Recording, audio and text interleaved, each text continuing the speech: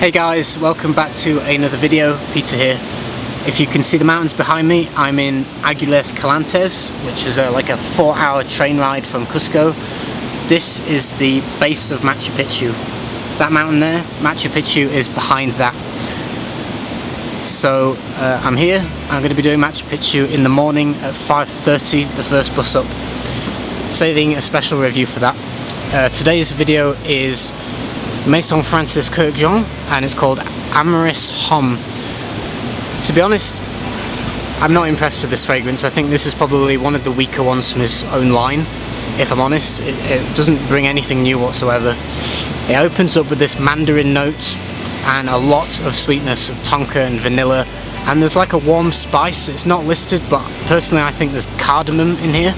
It just has that like warmth to it that cardamom brings. As it tones down into the mid, it becomes very sort of blasé, like just kind of hard to describe because it doesn't particularly smell of anything in particular. You can't really select notes. It reminds me a little bit of a mixture of the original 24 by Scent Story and 24 Gold, to be honest. That's kind of things that, you know, that reminds me of, but like a weak, really weak version of those. If you watered those down quite a lot, then this is vaguely kind of how it would smell. Although instead of the hairspray note that those have, this smells more like rubber. It smells like soft foamy rubber mixed with this sort of tonka sweetness, and there's meant to be oud in here. I don't think there's oud. It's just a vague woodiness that's hard to describe because it's not cedar, it's not sandalwood, it's not gaiac wood. It's just this general kind of vague woodiness to the fragrance. I would say after only 10-15 minutes, the hyper sweetness and the citrus and the spice tones down, and it just comes into this kind of like, you know, this vaguely rubbery kind of smell that has a soft sweetness that just kind of reminds me of like the original 24 with a little bit of 24 Gold in there. It's really not very unique. It's not very potent. It's quite weak on my skin. I've only just sprayed this and I'm struggling to smell it from here, so it doesn't project very well. The performance was about 7 hours longevity with about an hour of a quite poor projection. It just does not push off my skin at all. Maybe it's just me, and I did test this in England as well as Peru, so you know, I'm not going to blame it on the weather. It performed just the same at home. So to be honest, it's not one that I think a lot of. I do think this is probably one of his poorest from his own collection.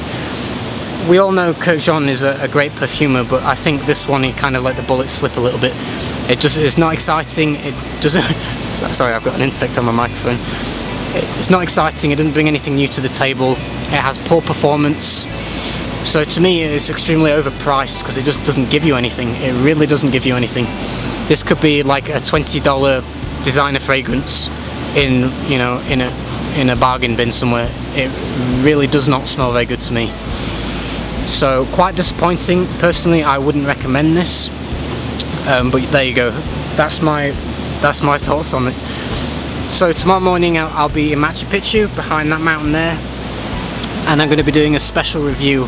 Today's date is Wednesday the 25th of May, I think. I might be wrong. But if this is up late, it's because the Wi-Fi here is no good. I don't have Wi-Fi in my hostel. I've seen a couple of restaurants that say it's free Wi-Fi, but you know, it's not going to be good enough to upload a video while I'm eating a meal, so you might have to wait a couple of weeks before these come up online. But I'm saving a really special fragrance for the next review at Machu Picchu. It's a fragrance that I've genuinely fallen in love with. I think it's just incredible. It smells so good. I think it's probably the sexiest fragrance I've ever smelt. Literally the sexiest fragrance.